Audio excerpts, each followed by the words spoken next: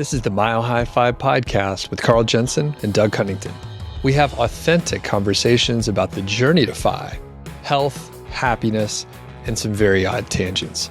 We interview Fi experts, side hustlers, people on their way to Fi, and those who have reached the other side. Join us every week, and if you want the show notes and links and all that other stuff, head over to milehighfi.com. Welcome to the Mile High Fi podcast. Hello, world. I am Carl, here with my co-host. I'm Doug Cunnington. And we're doing something a little bit different today. For the first time ever, we have, what would this be called? A reader case study listener. This is not, no one reads this podcast. If you do that, you're doing something wrong in life. So I'm just going to read the introduction that our guests wrote for us, and then I'll let them introduce themselves. So, preparing for early retirement. And they say, we are now approximately 5 months from leaving our employers. The heavy work of our financial planning is largely behind us. After so many years of intentional decisions and saving, we are in a strange form of autopilot, thanks Downshift Financial. Our focus now is on being mentally prepared for such a big shift. So that's what we're going to talk about today, preparations for early retirement. So why don't y'all introduce yourselves and we'll get into the questions. Great. And thank you for having us on the podcast. For the purpose of this discussion, I'm going to go by the name Clark. And this is my husband. I'm going by Lewis. And thank you for having us on the podcast. We live in the Washington, D.C. area. I work in the international development field. And my husband, Lewis, works with the federal government. And we've been intentionally getting ourselves on the plan for being financially independent from needing to work formally since about 2017. And after some big changes and very intentional planning, we find ourselves ready to actually do this in probably September. So we really appreciate talking with you today with questions we have on how to get in the right mental framework. Like the introduction said, we feel like our finances are in place. We understand the math of this, but we're trying to make sure that we go into this with a healthy mindset. Yeah, this is going to be a real fun one. And I appreciate you submitted such thoughtful questions, but I have to tell you, they gave me some anxiety because I read them. And the last thing I want to do is give you stupid things that everyone says, like be flexible or all that type of shit, because everyone says that. So I wanted to get some good answers. And what I came to eventually is after I'd come up from my own, I'm like, why is it just about me? I thought of everyone I knew who was a local, who was retired early, and paying them for their answers. So I learned a lot from just doing this, and I hope you both do too. So yeah, hopefully this is as good as I think it will be. If it's bad, it's Doug's fault. Yeah, I was going to say, Carl, you did a really good job like gathering information, but as I hear you say it, it sounds like you were lazy. You're like, I'm going to outsource it to my friends here, which is, I mean, that's really smart. That's good. God, I didn't even think of that. I was looking for alternate viewpoints, Doug. I wasn't trying to outsource it. That's a great way to frame it. It sounds like a wonderful idea. Yeah. Thanks for throwing me under the bus. Yeah. Well, before we get started, I'm curious like how this episode happened exactly. So it sounds like you guys are in the senioritis kind of situation a little bit, and you're like, I'm a little nervous. What's going to happen on the other side? So how did you reach out to us? Because I was outside of it. So I'm just curious why we're all sitting here talking. I think it was, so in the earlier part of the intro, we gave a shout out to Downshift Financial.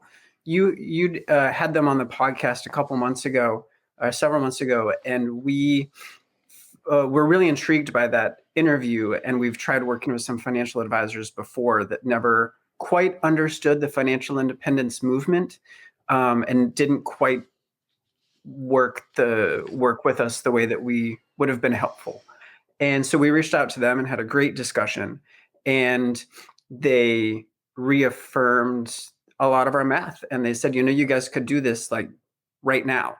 And that really took us by surprise and kind of a bit of a jarring thing to hear someone say you could just walk away from your jobs right now. So with that, we started really thinking, all right, this is actually going to happen. It's not just in podcast world anymore. This is going to happen. and we need to get ourselves in a mental framework. And so on a whim, I took advantage of your podcast emails that you send out, and they say, respond. And so I did, and I reached out to Carl with questions, asking for advice on what he would recommend we do during this time frame. And Carl wrote back, and here we are. Perfect.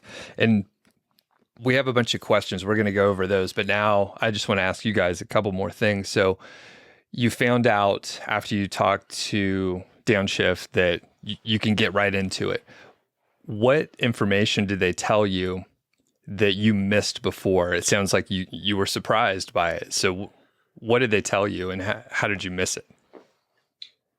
I'm not sure that we missed it. I think it's a combination of two things. When we were planning this out earlier in the process, we probably put in relatively conservative estimates of what our investments would have done over the last few years.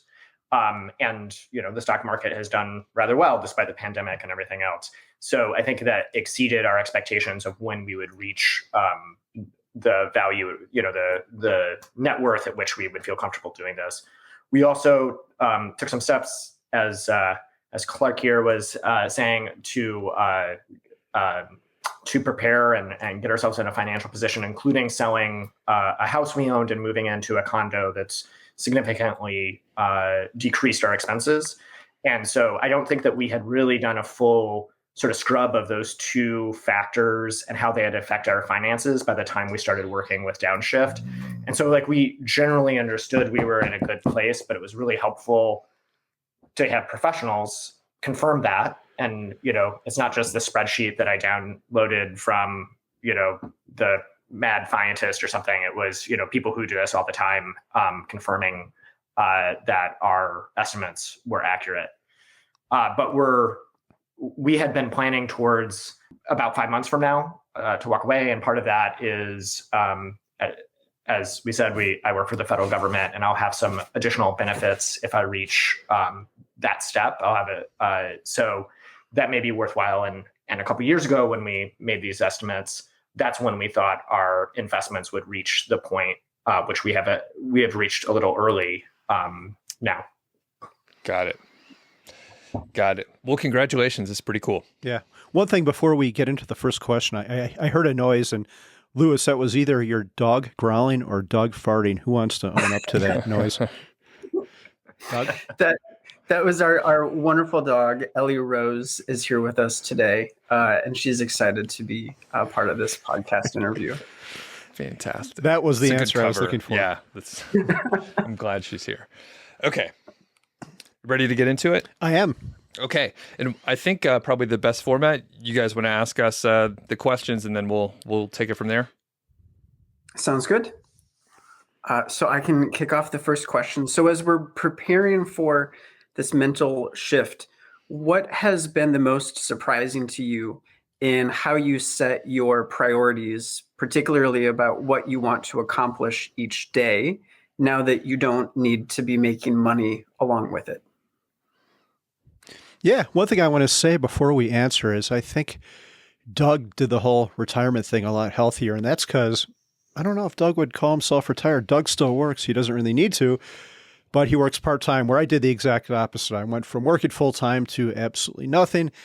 I did go part-time for a very small amount of time, but I'll try to point out the mistakes I made. But overall, I think Doug might have the healthier perspective on this. But the thing that came to me with this question is, when I had a job, you're sitting there working for 8 or 10 hours a day, and those hours aren't owned by me. They're owned by my employer.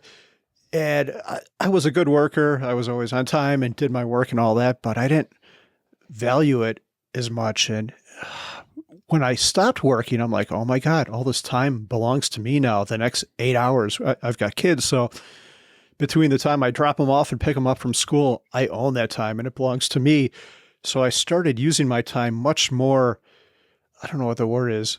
It gave me a little bit of anxiety because I'm like, I have to use this time effectively because I earned this, and no one owns me now. If I screwed up, it's on me.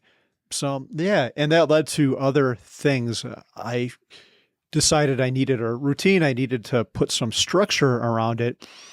And the last thing was planning your day. If you've got 7 hours in the middle of the day, one thing I discovered is my energy levels are higher in the morning. So if I need to do an intense workout or some heavy, thoughtful activity, I structure my day so I do that first thing in the morning when I have willpower, when my energy levels are high. So, yeah, I think that's it. How about you, Doug? Well, I have a follow-up. So how did it manifest itself when you were like, oh, I now own my time? Did you just do a bunch of shit and take on too many projects, or like what actually happened? If you could walk us through maybe like an average day when you're looking back and you're like, that was a bad idea. Yeah, I did the wrong thing for like the first 5 years. It's only very recently that I've become better adjusted. So yeah, some of it is because we were in the middle of a home remodel when I stopped working. So I had that to finish. And then we bought another home that needed work. So I have a hard time balancing my time. So at first I would just throw myself into the house for the first 4 or 5 years and do nothing but that. Hence the current state of my health, which isn't as good as it could be. I think that's where a routine helps out too. Even if you have that other thing, even if you're going part-time, set a routine, say, I'm going to do this between 8 and 10, and I'm not allowed to work on the house or whatever that other thing is. And between 10 and 12, I'm going to give my time to go for a walk or exercise or whatever, and stick to that and make yourself conform to it. Okay. And then how long have you been retired? April 2017. Geez, 5 years. 5 years. And you did say you made the mistake for about 5 years. Is that right?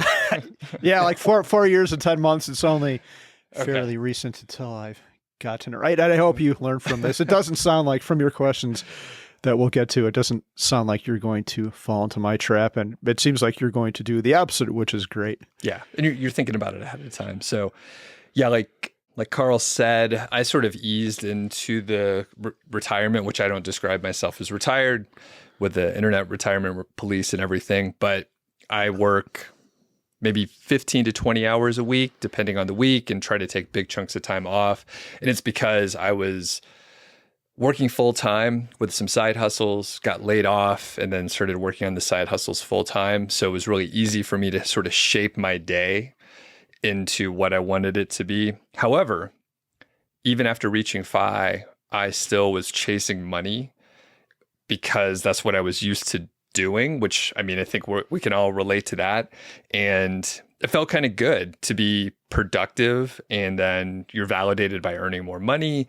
And it took me a little bit to figure out that I should probably reshape things and I didn't have to do things for money, exactly the root of this question.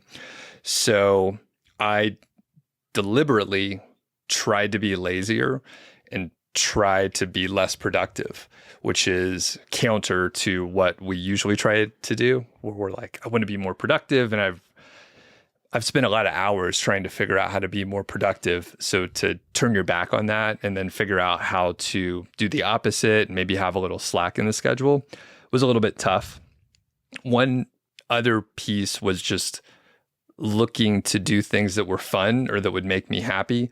So when I looked at the activities in the business and the job of side hustles, I would start killing these pieces of the business that weren't fun or were annoying, so that I was only left with the good stuff.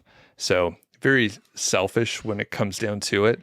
But I mean, who else am I like trying to make happy? A bunch of other people that might judge me for being lazy.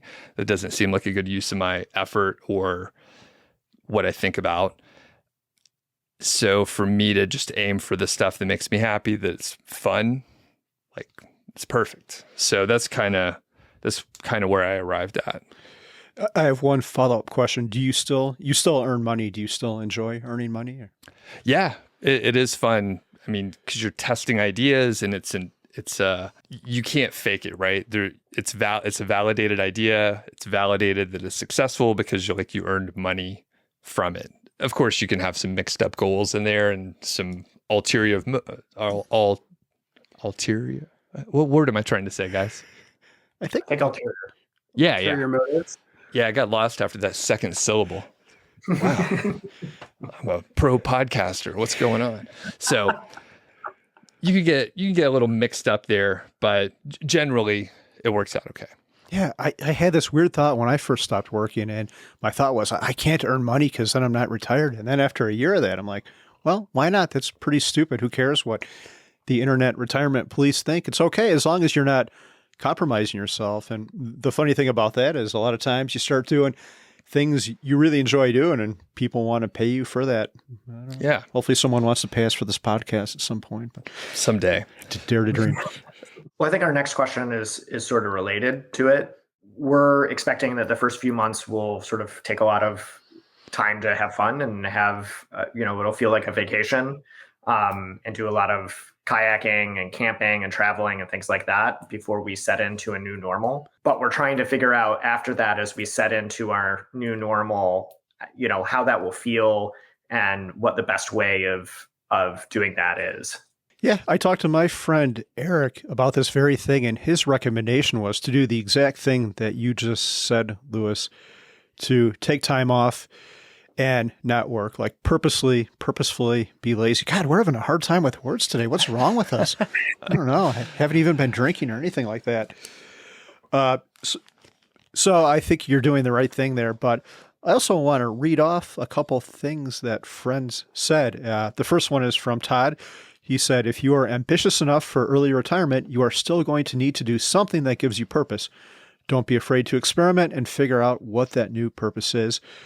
The second one is from Eric, who I just mentioned. He said, make sure you have many interests, projects, etc.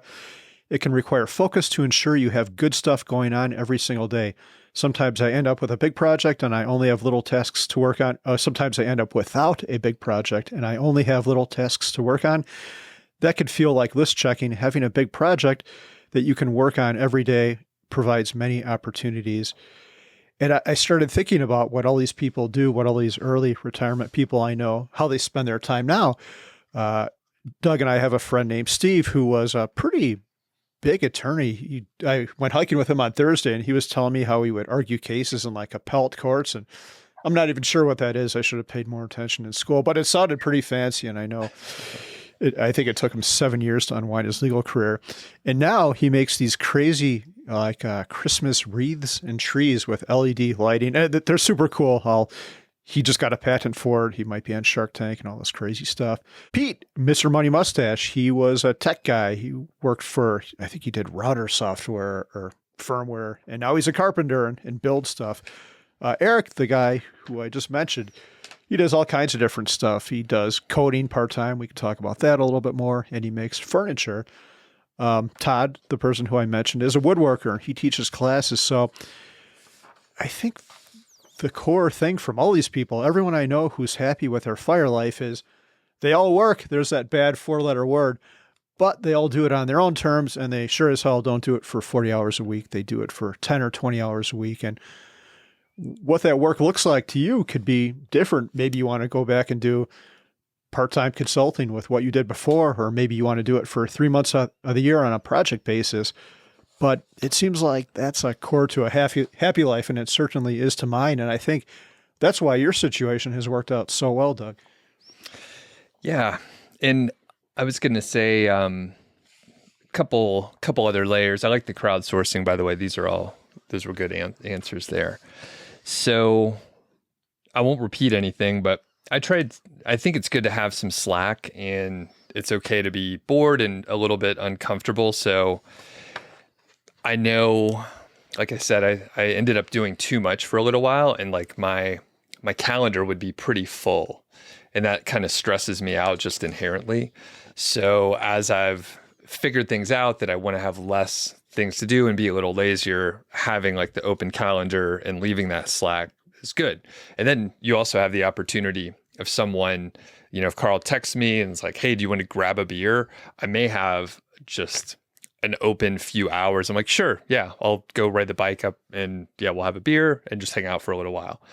So, and I think as you're creating more slack in your schedule, Carl, like you'll have more of those opportunities as well. Cause like a lot of times you're busy, you're like, I got to run, go do this other thing. Or I remember earlier this year, you were going to different hardware stores all over the region because they were out of 2x4s or something, right? That is right. I was putting solar panels on. I actually woke up at 5 in the morning to catch Home Depot when it opened. Yeah.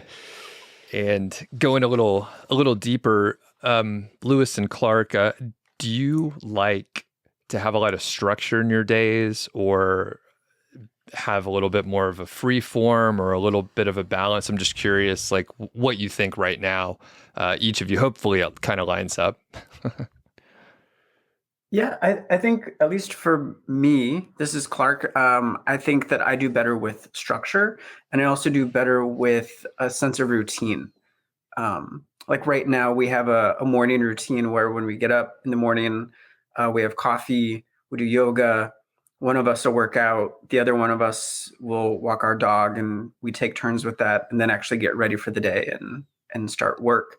And we've been talking about how even in September and onwards, when we can push it back and not do that at 6 a.m, we can do that at 8 a.m. But there's still a really nice importance of that routine and structure, to at least for me. Yeah, I think that structure is is where I'm comfortable, but it's also been, I've been working for so long, it's hard to imagine like much time beyond that without structure. Like you can have a vacation or you can have a weekend that doesn't have structure, but what does that feel like having not having that structure 2 weeks in? I don't know. So probably structure would be safer, and then we'll see what happens without structure. Cool. Yeah, and I think a lot of us do enjoy the routine, and your morning routine is like pretty similar to mine, except I always walk the dog, and then my wife walks Georgie for later walks during the day. But yeah, like those anchor points, like even on vacation, like I try to do the same thing kind of in the morning. But I'm curious if it could be interesting to experiment, and maybe by default you'll have to, where you're like, okay, we're gonna maybe keep the morning routine. That's a great way to start the day. But then after that, like no structure, see if it totally freaks you out, or if you're like, oh, you know what? I want to have one anchor point at like 2 p.m. where you take a nap. That's a good thing to do. Throw in some naps, by the way, pro tip. And just a couple anchor points, and then everything else is kind of open, and you can see like, all right, I like that a couple days a week, or I want that every day, or I don't like that and I want to have more pieces. But I would say like go to each extreme and then kind of find your way in the middle.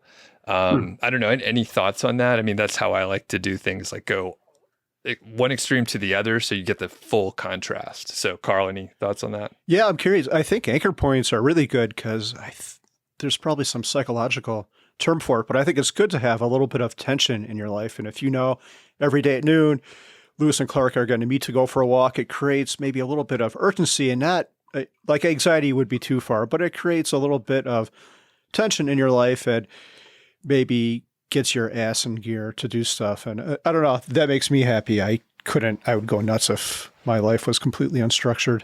Yeah. Yeah. Then how about you guys? Any thoughts?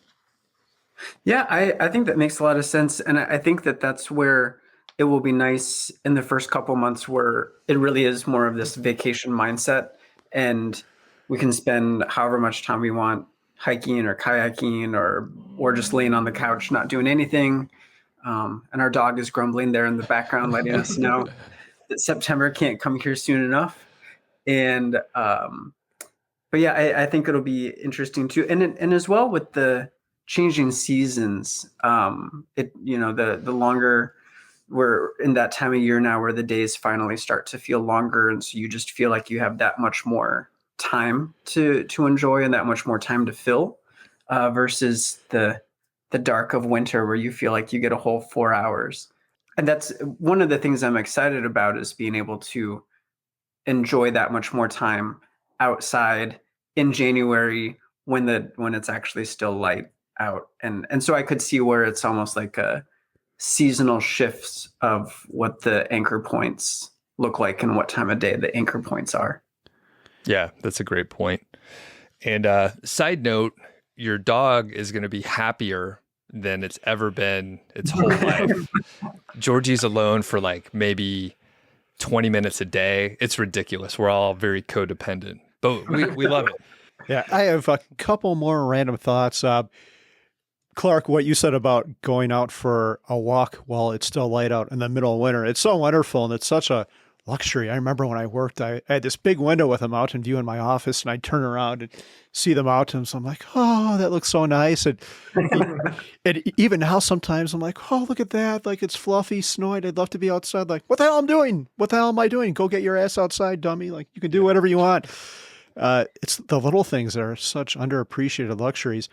But the other thing, going back to a more serious note, is there were two people I talked to who, when they retired, they didn't have anything to do. And both of them said it gave them great anxiety. And curious enough, both of them said it took them 2 years to really find their footing. And the question I asked both is, was that a valuable experience, not having something to transition to? You didn't have anything to step off on. You had to find yourself. And they both said, yes, I think I'm in a better place because I really had to take this time for introspection and to figure myself out. So even though it was stressful and I had anxiety at the time, I'm in a better place and I have a more satisfying life as a result of it. So if I were to give you any advice based on that, don't put too much pressure on yourself. And I think that's where I kind of got it wrong. I was so worried about that I just threw myself into other projects. So don't do as I did. Any other follow-ups, Lewis and Clark?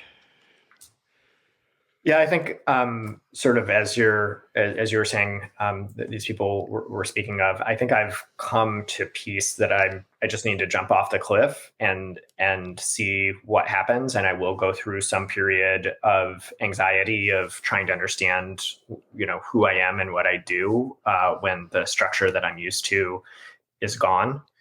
And part of what we're talking here is about how to sort of like mitigate that and put some structure on it, but also I think it's just a thing I have to go through, or I'll end up regretting that I didn't do it when I had the opportunity. That's perfect, because I think it's all expectations. So if someone thinks they're going to be super happy right after they retire, and then they're trying to figure out what the meaning of life is, that's pretty rough. But that it's going to be a little uncomfortable, and you're like, I'm planning for it, and probably have some, coping mechanisms or strategies to maybe journaling or something like that. So you could work with those thoughts or something. So yeah, cool. Most great things in life come from discomfort. Nothing good happens if you're sitting around the couch eating Cheetos all day, although it's okay to do that for a small amount of time. Yeah. All right. What's next? All right. So our next question is, looking back on your own experiences, if you had this kind of concrete schedule where you knew that you were just a few months away from being able to walk away from your employment, what is one thing that you would have done differently? For me, I wish I would have asked to go part-time sooner. I did ask my employer of that, and I expected them to say no, but then they're like, oh yeah, sure, you can do that. What that gave me, going from 5 days a week down to 3 days a week, was the confidence to know that I wouldn't be bored in a life of early retirement, because I went from having 2 days off to 4 days off, and I'm like, man, this still is not enough. I need more of this. So after 6 months, I'm like, I'm done. So I wish I would have done that sooner. And this might be a crappy answer for you two, because you're already at the end of your journey. But yeah, that's one thing I wish I would have done. Mm-hmm. And as I mentioned before, my transition was so seamless. Like, looking back, it was planned perfectly, but it wasn't. It just was an accidental transition that was nice. And for me, and again, like Carl said, you guys are kind of past the point, and I wouldn't recommend that you start up side hustles and transition, because you're not at the same spot that I was. But yeah, I wouldn't really do anything differently, because it was so gradual that I shaped it exactly how I wanted it to be. Yeah, one thing I thought about with you two is, from our previous conversation, you both have pretty, I'm not sure what the word I'm looking for is, pretty rigorous, important jobs. I'm not sure. I could easily see where your identity would be tied into your jobs. It's not like you're working at the Taco Bell drive-thru or something like that. So I don't know. How do you feel about that? Do you think you'll have a hard time separating yourself from your job and that identity? You sound like heavy hitters. You both have worked pretty hard in your careers. But that's flattering. Thank you.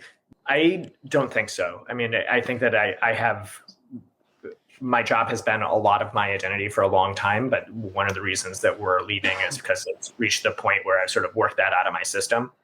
I think the job I do is very important, and it's very important to be done right. But I also know my colleagues will carry on without me, and the country will be safe. So I've worked that out of my system, and I'm ready to try something new and not have this work be as to be the center of my life as it used to be.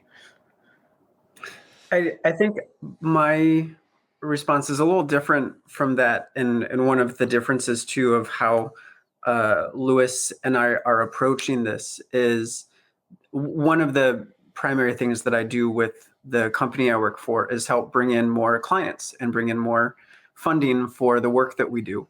And I think that the skill set that I have could be translated to also using the same skills, but helping with like local nonprofits and much smaller charities and organizations that wouldn't necessarily be able to afford huge daily rates of consultants. But if someone just knocks on the door and says, I'm really passionate about the work that you do and I'd love to help you out, what could we do together that would be helpful to you, and where I don't have to care what the income side of that looks like. I think that's something from this that I'm looking forward to being able to do, that I don't have the time or the bandwidth or the energy to do right now. But I think once we get to the other side of the vacation-y mindset of this and start to get an itch of what's next, I think that's something that has been coming to mind as something that I'd like to explore. What's next? All right. Well, I was wondering, were there any financial or other things that you found were easier when you had a full-time job, a normal job? For instance, on the financial side, we have been the downshift guys advised us to increase our access to credit in case there's a stock market downturn early and when we're not working, so we could sort of ride that out. And so that's certainly, I think, easier when we've got tax documents that show we still have income to get access to that credit. But I don't know if there are anything else, either financial or otherwise, that you're glad you did before you made the transition or wish you would have done before you made the transition. The one thing is that it sounds like this is not an issue for you two, since you said you transitioned from a house to a condo, but buying a house is a major pain in the ass if you don't have W-2 income. You either have to pay cash, try to get a portfolio loan, or have 2 years of income from whatever your corporation is, and that's a pain in the ass too. So that super annoys me because banks don't give a shit what your net worth is. They give a shit about W-2 income. But I'm kind of curious, Lewis, you mentioned the access to credit. Do you care to comment any more on that? I've discovered margin lending in the past 12 months, which I think is pretty cool. And I just wrote a post about this actually because I can borrow money like under 1.5%. So if we didn't have income and there was a downturn, I would just hit that up instead of taking money after a 20% hit to the markets. Do you care to talk about what your credit line is or where you got that from? Before you answer, can you define the margin line of credit for people? Yeah, sure. So you can only do this with a post-tax portfolio, and mine is with E-Trade. If anyone has heard about this, we'll put a link to the show notes. Mr. Money Mustache wrote a good article about it. He did his with Interactive Brokers.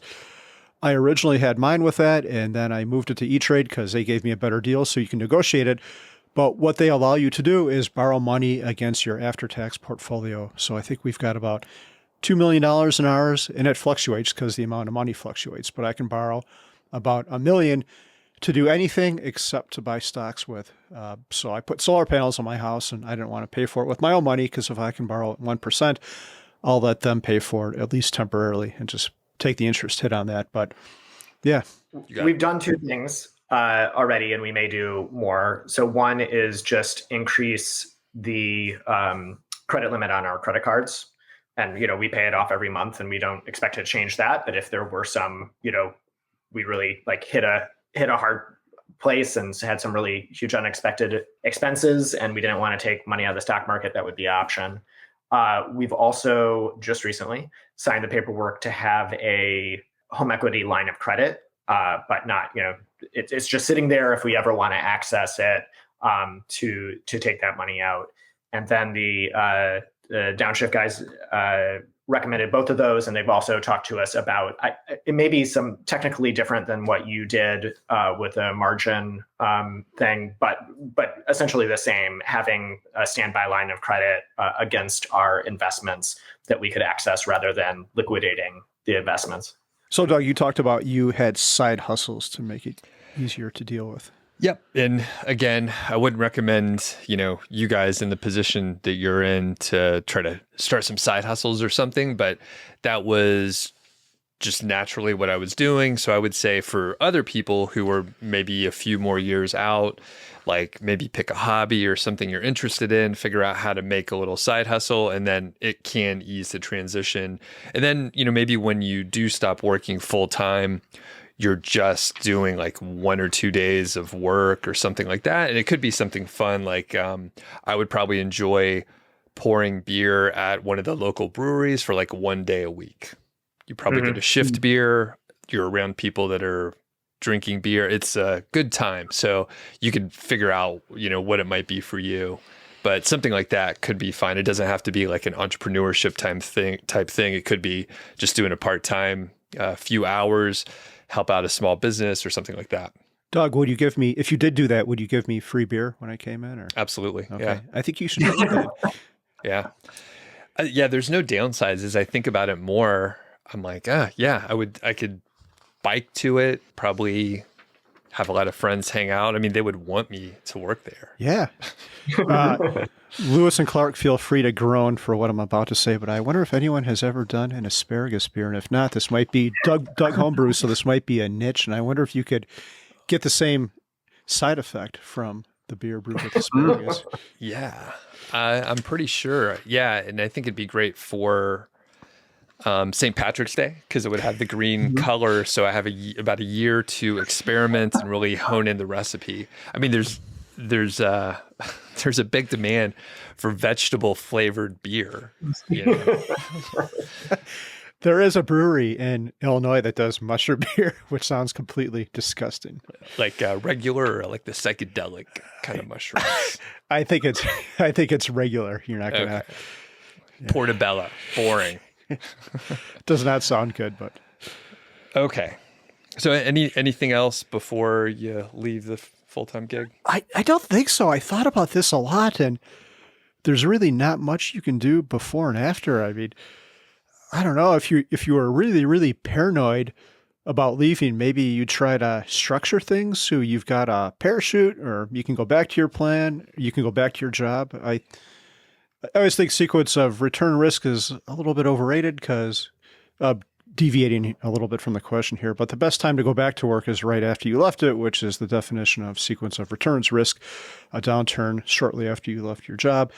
So yeah, I can't really think of anything else to add here. The house is a big one, and that's severely annoying to me, but that won't be your situation. All right.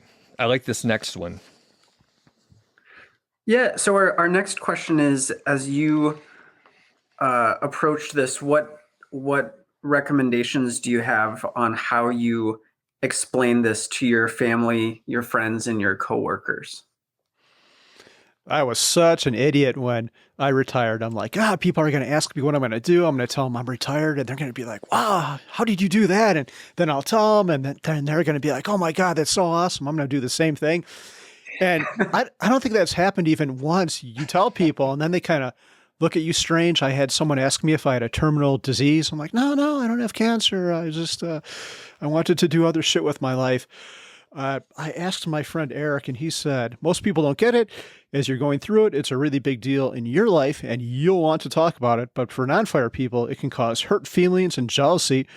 Relationship, peace, and happiness are much more important than educating, he has educating in quotes, people on the 4% rule or whatever. And I think that's so true, because unless unless you think you have an in and people ask you about it, most people just don't care. And even worse, they think you're some kind of like hippie or some shit. And yeah, it always leads to an awkward situation. So I never tell people I'm retired now. I don't make up stuff, but I'm just like, yeah, I've got some stuff on the internet going on. And that usually confuses them too. Like, are you on OnlyFans? I'm like, no, you're mixing me up with Doug. Yeah.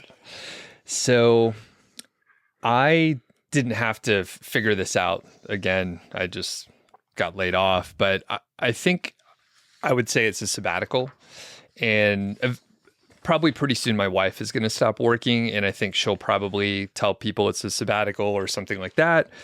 And if people are interested and you sense that they like want to know more, maybe they ask some relevant follow-up questions, then you could go a little deeper. But I think, yeah, if you tell people that you're retired, you'll end up in this situation Carl described. And also, people will probably give you a bunch of unsolicited advice about how you're making a huge mistake, and you probably don't know what you're talking about, and they just, like Eric said, they don't get it. So yeah, I would say just kind of keep it under your vest there, and you'll be better off. So what were you guys thinking? Like you probably had an idea for what you were going to do. So what were you thinking, or what are you thinking you're going to do? I was planning to just tell people that I'm transitioning into consulting, and then just never really have to get into specifics on how often I'm actually consulting. Nice. Yeah, I think a lot of people, family and friends, don't really understand what you do. And so then when you add consulting on top of it, that will just, end the conversation right there. So I think same for me. I think people will be like, oh, what are you going off to? And I think, some of my coworkers, I think my job is somewhat easier to understand for a person who's not familiar with it. But so I think I might get some follow-up questions. So I think I'll, have to admit, like, we've, put ourselves in a financial position where we don't have to immediately go into something new. So, I don't have a next thing lined up, and we'll, I might do some consulting. I might sort of explore some other interests and, sort of see what happens and what my next job will be. Cause I assume I will earn income sometime again, even if I don't know what it is. But yeah, I mean, to what you were saying, I'm concerned that the more I say, the more it sounds like I'm either bragging or proselytizing or an idiot, because I don't know what I'm getting into. Yeah. All of which I like to present myself as. I mean, that's usually what I'm trying to do. It always lands on one of those three, too. Yeah. You got it all covered right there. And the follow-up question is, what do you do all day? That's, yeah. Yeah. And I was just at a MHFi event recently, and a guy named Ian was talking about, how they stopped working. He and his wife stopped working. And basically some of the family and friends would feel sorry for them and like, oh, they don't have a job. We better pick up their meal. So even though they're doing well, like their friends are like, oh, we got to cover them. Like we got you this time. So keep us posted. That'll be interesting if that happens to you as well. Yeah. I don't know if that will be great or awkward or both. You're like, all right, I'll take it. It's funny. Okay. Anything else on this one? No, I don't think so. Anything else from Lewis and Clark? I don't think so. No. Okay. So I think we're going to transition now. We were talking about the build up to early retirement, and now we're going to talk about life once you're actually retired. So question number one. Yeah. You had already asked us about our identity and how it's connected with work. So we've been trying to think about how we'll mold a new identity after we leave our work and find a new purpose. So I was hoping you had some advice on that. Yeah, I would say the number one thing that has helped me is to find community, and I'm pretty fortunate that we're in Longmont. You described it as the Mecca of fire, and that's probably true because there are a lot of people in the same boat. I was just thinking this Thursday, we went for a big hike, and we're always doing things like that when everyone else is at work. So it's pretty easy here, but I would say it's easier than ever everywhere. You can go on the Choose a Fi forums or Facebook groups, and there's all kinds of resources now. I know Mr. Money Mustache has forums. I haven't been on them in a while. So I would find people. And to build on that, what you're really trying to do is reinvent yourself, I guess. And now that I'm talking about this, one thing I did was pick up public speaking, and that's something I never, ever, ever thought I would ever do in my entire life. It just terrified me, and I think more so than most people. So I do that now, and people are offering to pay me for it, which is so very, very strange. And the other thing I do is own the co-working space. I co-own that. And those are two things I never thought I would see myself doing in 5 years post-retirement. So don't be afraid to burn whatever you're doing now down and restart. Do experiments, figure out what makes you happy. If it doesn't work, if it's not great, bail on it. But yeah, it's amazing everything that, I don't know about you, Doug, but anytime we go out with people, someone will have some idea like, oh, let's open up a bottle shop, or let's do this and that. I'm like, okay, that's a great idea. That's not so much, but let's explore this one. So yeah, and I guess what this is all tied into is your ego and identity. Like, don't be afraid to let go of the person you are now and become the next version 2.0 or 3.0 of yourself. And one thing I'll add in there is you could volunteer to mentor. So it doesn't, fit exactly, but it kind of can layer on top of your previous identity. So I volunteered here in Longmont to mentor like companies and entrepreneurs, like startups and stuff like that. So I spent a quarter on that, which, like I said, it sort of layers on top. So you can take advantage of the skills that you had before, maybe some of your network, and help other people out in some capacity. So it could be, younger people or just other professionals that are junior or even senior. I don't know, but that could be helpful. Yeah. One other follow-up is, I think finding community and projects now is kind of easier to do. We're more of a gig economy. Like when I got out of school 20 years ago, whatever, everyone just worked their full-time job and that was it. But now you could probably go to a coffee shop or a co-working space and connect with some pretty cool people. But how about yourselves? Have you thought about community or what you're going to do to give yourself identity or purpose post job? I think for me, it's yes, but only in vague terms. And I think I feel like I just have to jump off the cliff and see how I land.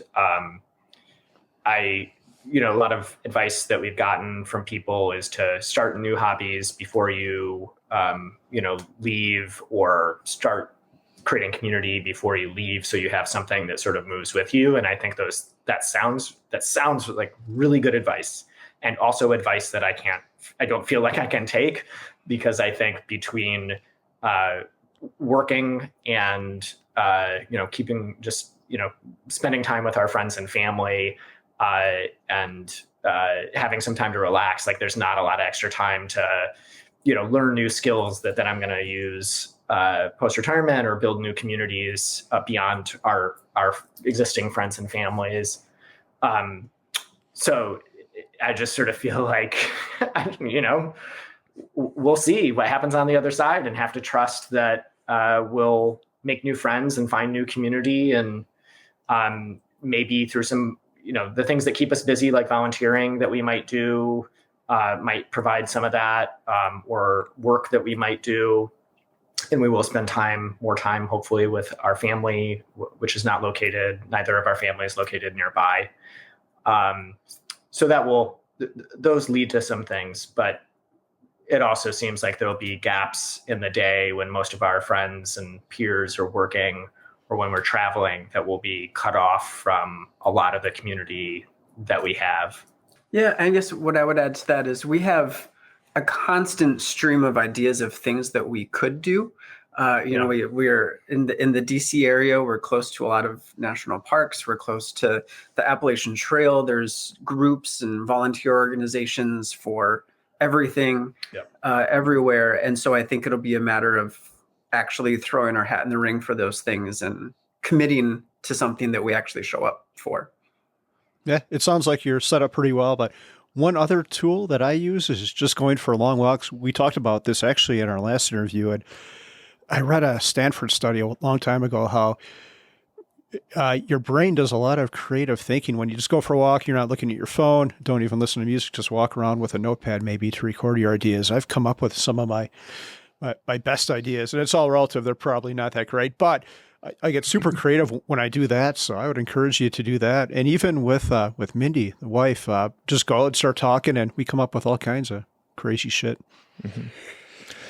One question to put you guys on the spot: any hobbies that each of you are going to get started with, or you've been thinking about it, but you didn't have time to do it? And I'll buy you a little time. I think I told you, Carl, I've been watching these acoustic guitar making videos on YouTube. It's so satisfying to watch like someone build something on YouTube, especially if they can compress like months of work into like 15 minutes. But it looks really fun. It's like a very specific kind of woodworking. And I'm like, should I get one of the kits? But I know it'll take a lot of hours and I don't have the skills, which you can learn along the way. But I'm like, that would be great to get a kit and then spend like a couple months where basically most days I'm spending a couple hours on it. And then at the end, you have like a finished acoustic guitar. So any hobbies that are on the horizon that you've been putting off, you want to get started, maybe an instrument, language, whatever? I can go first. Something I'm excited about and that we intend to start as early as this month is fishing.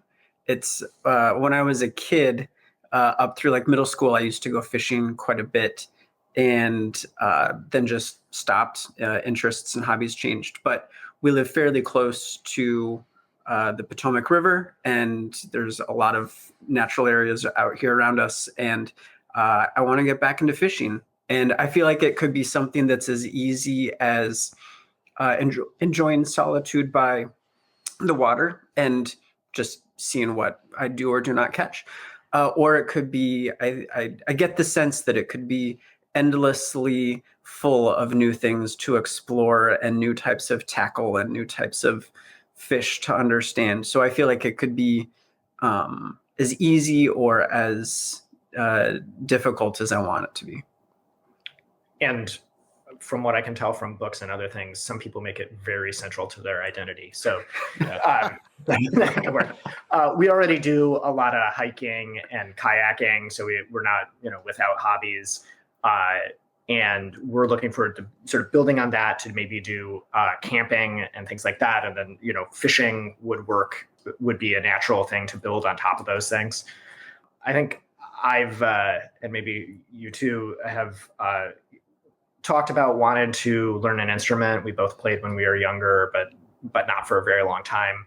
And it just never seems like we have the time and energy to do that now. We don't even have kids or anything, but still with the work and just, keeping up social life and friends and a family and stuff. So I hope to do that, but you also sort of touched upon, or what I took from something you were saying was, actually producing something physical. And that's something that's very attractive to me, very intriguing to me. And that's not what I do at work now.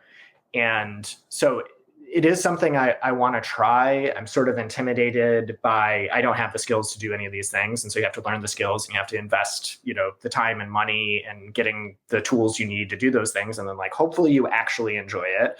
And, hopefully you are reasonably good at it and maybe you even earn some money at it, if things go really well. So there's a little bit of anxiety about do you invest all that time and money about something that you don't really know that you'll enjoy? But I think that's just you have to do it. That's the only way to find out is to do that. But I've also thought that we're a little constrained living in DC in a condo. It's a very comfortable amount of space for the two of us and our dog, but there's not there's no garage, there's no workshop area that people that live in different situations have. So I find it really attractive and interesting to have some, craft that I'm pursuing that comes up with something practical, but I think there's some constraints here. And there's a lot of advantages to living in the area. For a same-sex couple, it's a very safe and welcoming place to live, which not every place is, and not every place that would, be easier to have a garage or a workshop and have that kind of space, and that's affordable and plausible. So it's a trade-off for us that, we'll get other advantages by living here. That might be one that we're constrained on, that I'm still working through how to think about. So, Lewis, I wonder if you could do I'll back up a second here. Todd, one of the people I mentioned earlier, we have a co-working space here in Longmont, which is just a bunch of machines, and they'll teach you to weld. They've got all kinds of metal fabrication machines, and like everything is in there. I've been to this place, and it's only like $50 a month. You might want to look for something like that if you haven't already. Yeah. What instruments do you guys play? When I was a kid through high school, I played piano, cello, and trombone. And I played piano and saxophone. Okay. What would you guys pick up again? Guitar and keyboard are the ones that I'm interested in trying. Yeah, I'd like us to get a keyboard and get back into piano. And then we have a guitar that we've owned for years that just sits very nicely as a I guess a piece of art in our living room that we keep talking about. It's fun. Yeah. All right. So we've had a good part of this discussion talking about the benefits of the freedom that comes with this new normal and the time and reclaiming your time and energy to your own priorities. But what have you also found to be the most challenging aspect of all of this new time and flexibility to work with?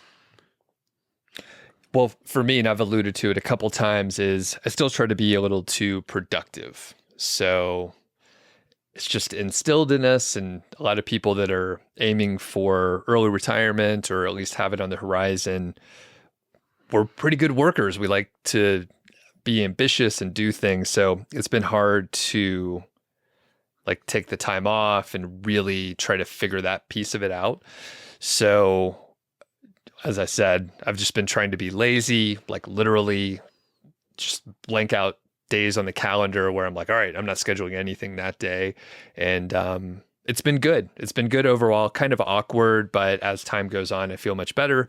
Yesterday was a good example. I think I sent a couple emails in the morning and then mostly sat around most of the day, and I had a beer or two at 2 or 3 in the afternoon and just hung out with Georgie. My wife's out of town. So it was literally a very, very low productivity day, and it was great. I had an awesome time. Yeah. And for me, it's just, and this is a very good problem to have, it's just saying no to things. When after I stopped working, I said yes to everything and found myself busier than I ever was when I had a job. So that leads to a toxic lifestyle and not good. There's what's the Derek Sivers thing? It's either a hell yeah or it's a no. And I think that's very applicable. If you don't feel real strongly about the offer, your default should be to turn it down. And just a quick note of self-awareness. So the most challenging thing for Carl and I, you had too much fun shit to do, right? You kept saying yes to all these great opportunities. And then I was like, I'm too productive. So we are aware how dumb that sounds, but that's where we found ourselves, right? Anything to add? That's accurate, right? Yeah, we sound like a couple of assholes right now, but I guess but we know that we're assholes. Yeah, we know you're assholes, YouTube. You don't have to call us out. We already know. Leave comments on YouTube. Yeah, those always. I was good. about to say. Yeah. I'm sleeping too much and getting too much rest. That's another thing. Just kidding. All right. Is there anything that you think that might be challenging? Anything you guys are worried about, knowing your personalities and stuff? I think we've talked about a lot of the things that I think are going to be challenging, and just mostly the psychological change, and how not to get overcommitted and now not to get so unstructured that, I go crazy. Perfect. I think actually the other thing is we spend so much of our non-work time together because, we like spending time with each other, that I think it will be strange to either like figuring out how to still spend a lot of time together, but not overdo it potentially. And that might take some trial and error, which doesn't sound like much fun. If we decide we're spending too much fun together, that doesn't sound like a particularly great experience. To like have an argument about it, but that's one thing that we'll have to figure out, because the default would be to just spend all our time together, which sounds great in the short term, but maybe not in the medium to long term. Yeah, I actually added that question. We'll talk about that in a couple of questions. But yeah, Lewis is going to be like, Clark, get the hell out of the house. I need some alone time. Okay, what's next here? Maybe sort of related to the past discussion topic, but is there an aspect of early retirement that you really enjoyed, but you hadn't considered in advance? Yeah, you have so much energy in your life. So you two have pretty, I imagine, maybe stressful, rigorous jobs. I'm probably describing it poorly, but I'm sure your jobs take a lot out of you. And I noticed with my job, you'd get up, you'd go to work, and at the end of the day, you've given a lot to your job. So you don't feel like working out, and it's hard to keep a proper diet because, screw it, I'm just going to have the Cheetos or whatever. But now you wake up and you don't have anything to do except answer to yourself. So the increased willpower, you could do my workouts are better than ever. I never did more than one pull-up in my entire life. I did 10 after I retired. I can do the intermittent fasting because I can push through. So the stress and the not having to put energy towards a job, you could funnel that energy into positive things in life. And so valuable, so good. Yep, 100% agree with the willpower. And then for me, a piece is like the autonomy and just being able to do whatever at random times of the day. Really enjoy that. And more specifically, I like being outside a lot versus the basement down here. There's no windows on this side, so we have a lot of light, so it's bright, but it is great. I always feel better to go walk in the morning, a couple other walks in the afternoon, and just being able to do that. I mean, I guess it wasn't too surprising, but I can do more and more of that. And generally, it seems like the more walking outside, like there's no upper limit. Like I always feel better, and I could always go on another walk. So kind of small, but I enjoy it. Oh, it's so nice to take walks. That's one of my other favorite things. That you might go out for 15 minutes, and then 2 hours later, you're wandering around just looking at shit or talking to people. And I guess just taking life at a more leisurely pace. I'm thinking like earlier this week, I was in Trader Joe's and I was just wandering around looking at all the shit they have there because we don't have a Trader Joe's near us. So when you go there, it's kind of, you got to make an effort. And I spent an hour in there. And the really weird thing was I'm an introvert. People scare the shit out of me. And I had like conversations with two people at Trader Joe's, like two strangers. This one lady was like, "Excuse me, can I ask you a question?" I'm like, "Yeah, sure." She's like, "I see you have a chocolatey stout and these almond cookies. Is your plan to dip the cookies in the stout?" I'm like, "Well, it wasn't until right now." Now it is. Now it is. It's just fun like that. And I don't know why that happens. I guess you're just happier and more leisurely. I seem more approachable, I guess. Yeah. Where was this at? Where was Mindy? It sounds like you got a date out of that. So what was this lady's name? I don't know what her name was. Yeah. The other one, she's like, "I don't know if you're gluten-free or not, but I highly recommend these." I'm like, I'm not, but what the hell? I'll give them a try. What town were you in? It was in Boulder. Okay. So you were out like, that's like a dating scene, right? It sounds like, I mean, you're walking around Trader Joe's and all these ladies are coming up to you. I guess so. Things like that never happen. I don't know what was going on that day. Maybe it was a beautiful day. That was the thing. I had just gone for a hike. It was our first real nice day of the year. So I just hiked Sanitas and everyone's in a good mood. So I guess everyone was just happy. Maybe there was some. Don't sell yourself short, man. You're a good catch. Mindy doesn't listen to these, so it's fine. We can say that stuff. You're All making me right. think twice about this spending time apart thing. Like maybe Clark, you said you were going to be home 3 hours ago. Where are you? Yeah, and we, find my phone or whatever, find your friends. It's like, why are you still at Trader Joe's? Yeah. Come on. You've been there 4 times this week. Okay. Any follow-ups? Yeah. I found it interesting, the willpower answer. That's something I hadn't considered before. And I think if anything, I thought it would go the other way. So like your answer was both intuitive and counterintuitive at the same time, that I often feel like, maybe because I'm just so used to the structure, that, when I have to do things, that's when I'm most productive. And I like gather my energy up to go do it because I have to get it done.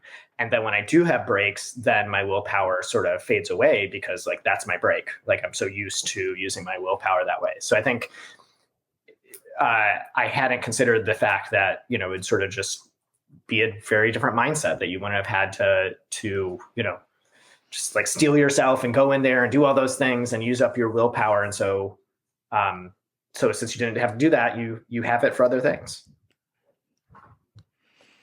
Yeah, and maybe part of it is I had the willpower to plow through my job, and now I'm just refocusing. Now I can take that same energy and apply it to me, which is even more powerful because I'm not helping whoever get rich or whatever. I'm doing something for myself, and you feel even more energetic about it. All right. Next question. All right. Well, I guess as a segue from the dating scene at Trader Joe's, our next question is about your social relationships and your friendships. Now that you have the flexibility and the openness where you aren't at a standard Monday through Friday, 9 to 5 job, but suspect most of your friends and family are. We're curious to what extent do your social expectations change, or how do you have to shift your expectations of how you spend time with others when you have just a completely different mindset of how you use your time? I'm going to say another pretty privileged asshole thing, and that is like I don't really enjoy the weekends like I enjoy a Monday or Tuesday now, because you got to go to Home Depot and there's like a billion people there and you got to wait in line. Like that's probably the worst part of my life, waiting in line in traffic. Again, send the hate mail to Doug. But yeah, and it changes your social life too, because now I'm like, I don't want to hike Mount Sanitas on a Saturday. You're not going to be able to park anywhere near it. There's going to be a billion people there. It's terrible. So you kind of change the way you do things. And a lot of that stuff moves to weekly activities. And this kind of speaks to what we talked about earlier in building your community. If you link up with other 5 people, you're going to be doing stuff on like Tuesday afternoon that no one else is doing. I just went out to San Diego to visit another Phi friend, David Boyer, the Phiology guy. And that's what we did. We're like hiking every day on like Tuesday and Wednesday. And I remember one time it was a great hike. We're right close to the border. You could see Mexico and like there's no one else out there. We are the only ones.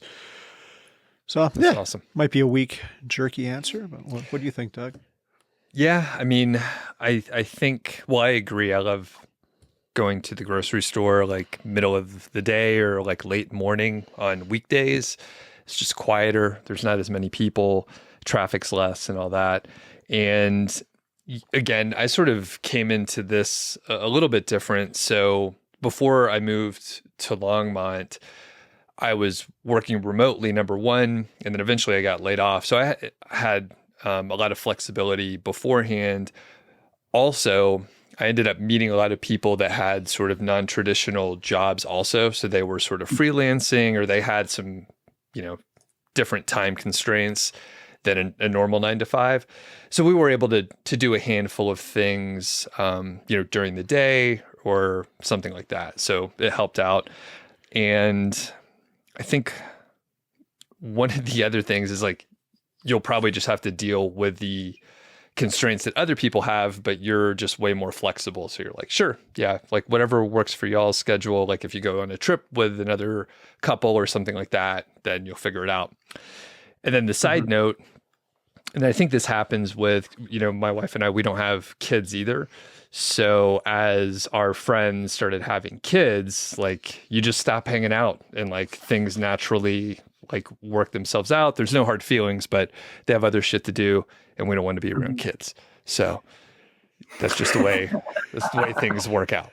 So that may happen. Again, no hard feelings, but you may find yourselves hanging out with other folks. Then when we moved here to Longmont, it took probably like 6 months before I joined the co-working space, and then like probably another 6 or 9 months before I slowly started making more friends. I don't have that many friends, I guess. I'm pretty content just doing my own thing. It's weird, I think. I mean, I like having friends, but I'm fine in a social situation, right? I seem normal. Yeah, you're super well adjusted. You would have like 10x the Trader Joe's experience that I had. You'd probably be you got busy in the Trader Joe's bathroom. We should do a vlog there, just see what happens. Especially like, we're doing the fitness challenge stuff. So we're looking better and better every day, especially for the people listening on the podcast. You won't believe how strong we look right now. Guys, don't you think? Like Yes. Absolutely. Yeah. See, not on YouTube. Don't worry about it, but the podcast listeners can go with that. So yeah, I lost my train of thought. Carl, reel me back in. What are we talking about here? We were talking about relationships, and you were saying how you're content by yourself, and you asked me how you are as a person. Yeah, you're super good. Like we go to these conferences and I'm sitting there and Doug's like talking to 500 different people. So yeah, I would not have thought that about you, Doug. So all that to say is your social circle may shift a little bit. And do you know anyone else in your sort of circle of friends or community that are kind of on the same track? Anyone else that are interested in it or at least know what the hell you're doing? We don't, as far as we know, we don't have any of our friends who are on the same track. We've brought this up with two couples that we're very close to as friends, and they've been very supportive and excited for us. But to the discussion earlier today, they weren't all at the same time that they were excited for us. They were not actively asking for advice on how they could do the same thing. So I think that it'll, I guess, just be something we figure out as we go. One quick follow-up is one thing. Most of my interactions during the day are with either senior citizens, like you go to the rec center where I go to work out, and there's lots of seniors there playing pickleball. And I think I'm going to learn to play pickleball, actually. I've been meaning to. Okay. So, yeah, you end up, and they're very talkative, like seniors. I think some of them are kind of lonely, which makes me sad, but they always want to talk. And then young single mothers, like you go to a park and it's ladies pushing around strollers. So those are the two random interactions you have. But yeah, try to find a community. And what you said, Doug, I think applied to me too. A lot of our friends with jobs, we still see them, but it's probably much less. And yeah, no hard feelings. We've just kind of drifted away. We're still friends. It's just once or twice a year instead of once or twice a month. Mm-hmm. All right. And coming up next here, Carl has an addition. So go ahead. Yeah. So I put this one in here, and this is how do I maintain a healthy relationship with my partner in early retirement? And I asked my wife, Mindy, this, who, by the way, Doug was kidding back there. We have a very good relationship. I don't go to Trader Joe's to actively or passively pick up other partners. I mean, it's not why you go, but it's not a bad thing. So, just kidding. No one send emails to Mindy. No, you can. I qualified it now, so it's okay. Hopefully they don't like turn off the podcast after that and then send her the message right there. Like, your husband's picking up people at Trader Joe's. Any case, we were at the rec center yesterday. I was walking with her and I told her about this. I'm like, do you have any comments for this episode or any advice to give Lewis and Clark? And she had something that was pretty interesting. She's the host of the Bigger Pockets Money podcast. So she's interviewing people and she's on a couple of Facebook groups. And I think some of this might come from her personal experience too. So I'm going to qualify what she said with that. And that is, a lot of wives get annoyed by fired husbands. And her quote was, "He's up in my shit all the time now." Some people overreact because they feel they have to contribute, so they start doing stuff without the approval of their partners. So I'm like, what kind of stuff are they doing? And she's like, well, they'll do stuff like rearrange the pots and pans or redo the kitchen, and the wife doesn't want this, never asked for this. Yeah.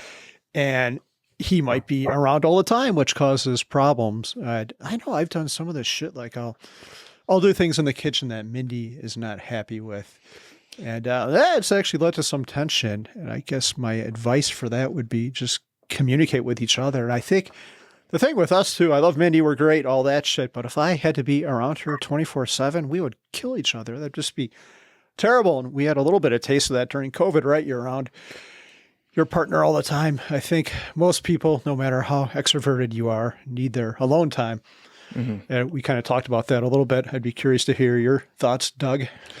Well, I want to talk about the phrasing here. So they start doing stuff without the approval of their partner. And what is the approval process in your household? Do you have to submit a form, or is there some kind of thing you got to do? Yeah, there is a form. Sometimes it goes to an arbitration board if we can't agree on it. Yeah, if I don't do it, there's punishment involved. You haven't seen the new stuff in our basement, but have you ever heard about the torture museum in Romania in the basement there? I haven't. Yeah, Google that. It's It's not pleasant, and neither are some parts of my basement. Well, and on our side, again, my wife and I worked remotely for several years, so we were kind of around each other all the time, but we struggled with it back then, especially, for example, I would work in the home office, and then I would get up, get some water, grab a snack, and I would be actively thinking about whatever it is that I was working on before, and she wouldn't realize that I was like working because it looked like I was just getting water. So that was a little frustrating to just be around each other and then get interrupted, in my head. I felt like I was getting interrupted, but that we slowly developed the skills to be around each other very often. However, we do have separate hobbies, and my wife tries to do things to get out a little bit more. I lucked out, like finding the Fi community here. So a lot of my friends are just, from the co-working space and people we know that are also retired. But my wife, she's been in a couple bowling leagues around here, and she's in a curling league right now. So she's meeting like new people and like getting out, and I could join with her for some of these things, but I think it's important for her to like do her own shit and meet her own friends, like unrelated to me and all that kind of stuff. So I try to be conscious of that because I think it's important. She also plays tennis and she's in a league. So she's doing all these other activities to meet other folks and, just go to practice ice down at the curling center on a weekend for a couple hours, stuff like that. So, Doug, I do have one quick follow-up, and I hope this doesn't derail the interview, but she's out of town right now, and we actually had a conversation. She was asking me what the Trader Joe's scene is like in New York City. She's out now. Okay. Be strong, Doug. Thanks for letting me know. Sure. It's good information. Lewis and Clark. Yeah, I think it'll be interesting to see how this plays out for us because as I said earlier, I think our default is to basically spend all of our time when we're not working with each other, and it may be even as a same-sex couple, the like sociology, the dynamic is different. That I think straight friends often like the husbands will all go out, like the guys will all go out some nights, or the ladies will all go out some nights. And with the same-sex couple, there's not that natural, like half of the couple is going out. Clark is saying he wants to take up fishing. I'm like, oh, that sounds good. Like, that would, yeah. But maybe we need to create some space. Yeah. Yeah, and I think too that when we reach the other side of the like sabbatical feel of this and start getting back into local volunteering or some kind of consulting side gig, I think that that's also where we'll see a bit of a divergence. That if if I want to go do something with a local nonprofit, that doesn't mean that that Lewis is going to be, sitting at my side as I'm meeting with them and doing that consulting work at the same time. And one side note too is my wife and I have started taking more like solo trips to either visit family or other friends, which is good in some ways. Like it's a few more responsibilities, walking the dog and stuff like that. But it's good to just have like 2 or 3 days where it's like you only talk maybe once every day and a half or something like that. And I don't know, maybe it's like every 6 months or something, but we're trying to do a little bit more of that. Carl, do you guys do that? We do. I'm trying to think. Yeah, I just went out to San Diego to visit David. Mindy was talking about going to Ohio for reasons unknown. Are there Trader Joe's in Ohio?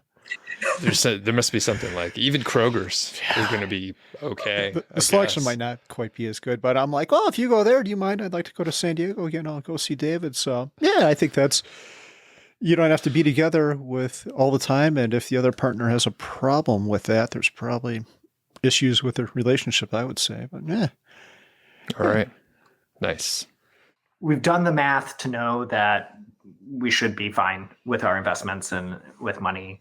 But we expect watching our savings and investments get spent down over time to be difficult to get used to. While we're used to seeing it grow, not used to seeing it go down. Do you have any suggestions from your experience on going from an earner and investor mindset to being, a spender?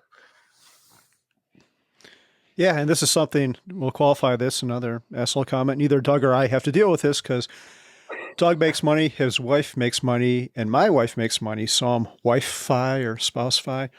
Mm-hmm. So none of us have had to deal with that. So I asked Todd, who is doing this, and he said, living out of the 4% rule is scary as shit. You will need to be patient, but with time, that fear subsides. I looked at another. Have you ever heard of Michael Kitces? He's a financial advisor with a blog. He goes into all kinds of numbers.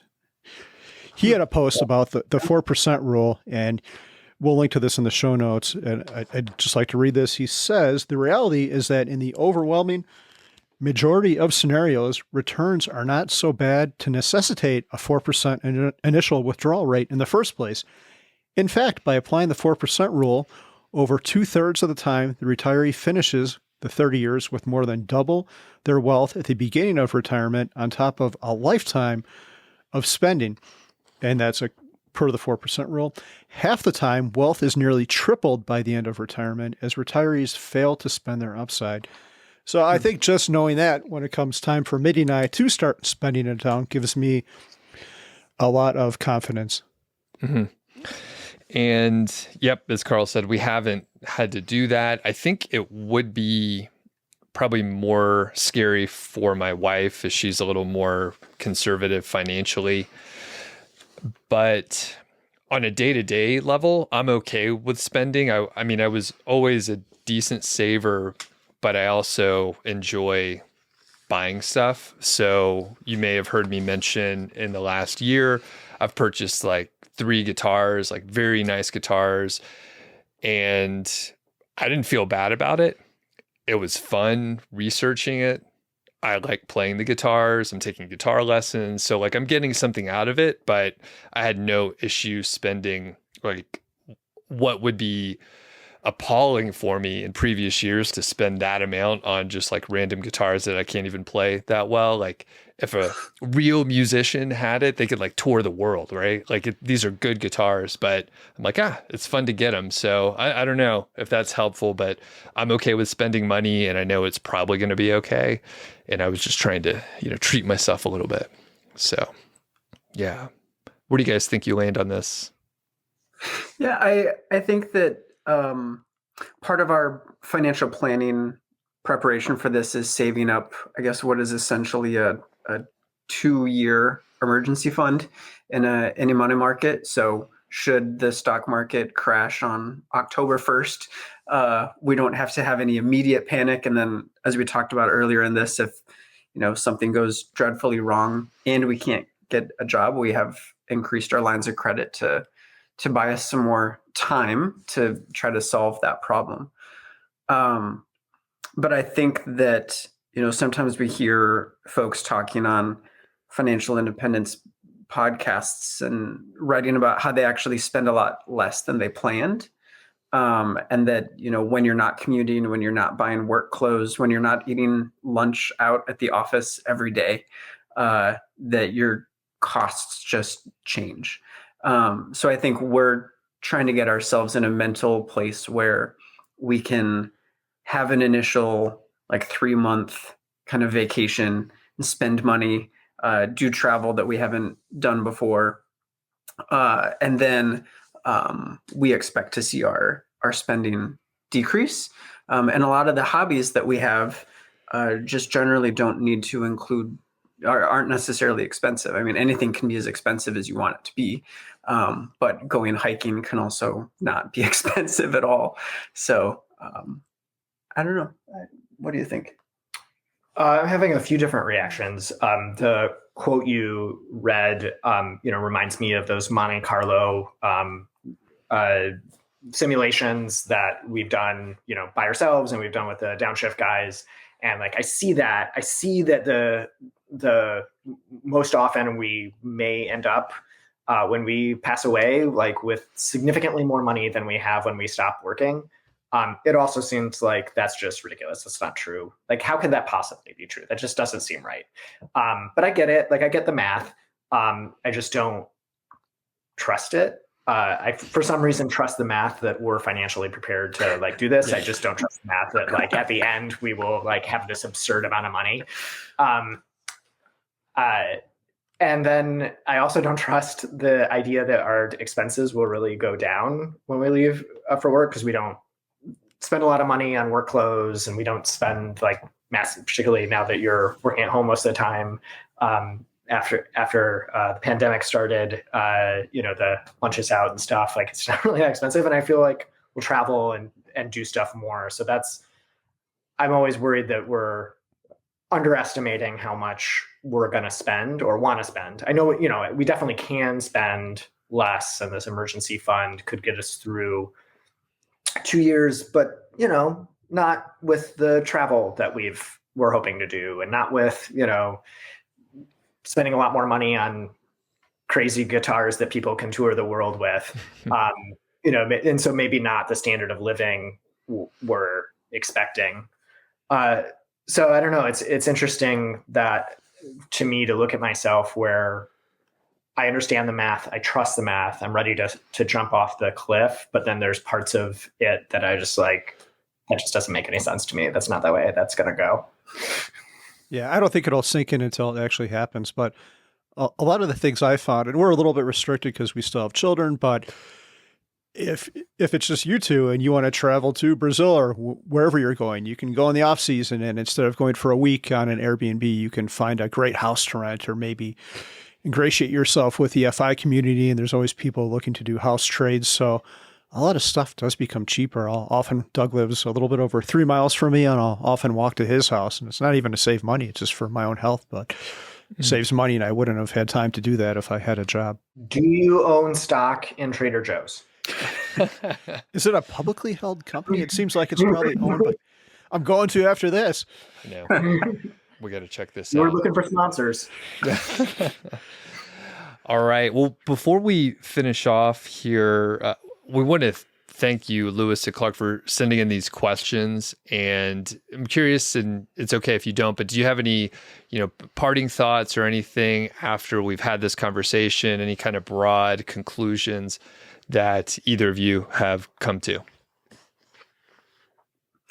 I think for me, kind of the broad conclusion is, as with the rest of life, you can only be certain with a tiny aspect of your world, and the rest of it you can plan as best you can and save as best you can and talk through the different scenarios.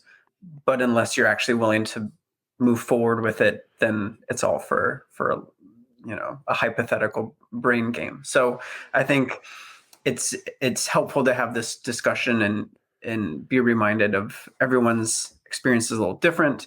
And even when you think you have it all planned out, it's probably not going to turn out that way. And that's all right. I'd say I agree with all that. And it's been more helpful than I would have anticipated to have this conversation with you because we listen to podcasts and we read things. And so, we get other input, but it is a lot of us talking to each other about it because it's not Americans don't talk about money with friends and family very much. And particularly with this non-traditional route we're taking, it doesn't feel like we can talk to people about what we're worried about or what we're hoping for. So it's a lot of just like talking two of us. So it's interesting to sort of expand it and get different input, not just by reading a blog or something, but by actually talking to people. Awesome. Yeah, I've got one more thought, and then I have some homework for you too. My thought is, after I left my job, I remember thinking like maybe 3 months out, I'm like, I'd go back, but they'd have to give me a 50% increase. And then after 6 months, I'm like, I'd go back, but they'd have to like double my pay. And then like after a year, I'm like, there's no way in hell I'm going back. This is so good, and I'm so happy with where I'm at. And I hope it works out the same for you. I think it'll actually be even better because I think you two are in a better place than I was even now, maybe. But my homework for you two is I'd appreciate it if you keep notes. And I'm saying this because we'd love to have you on for a follow-up episode, and maybe even two if you're amenable to it.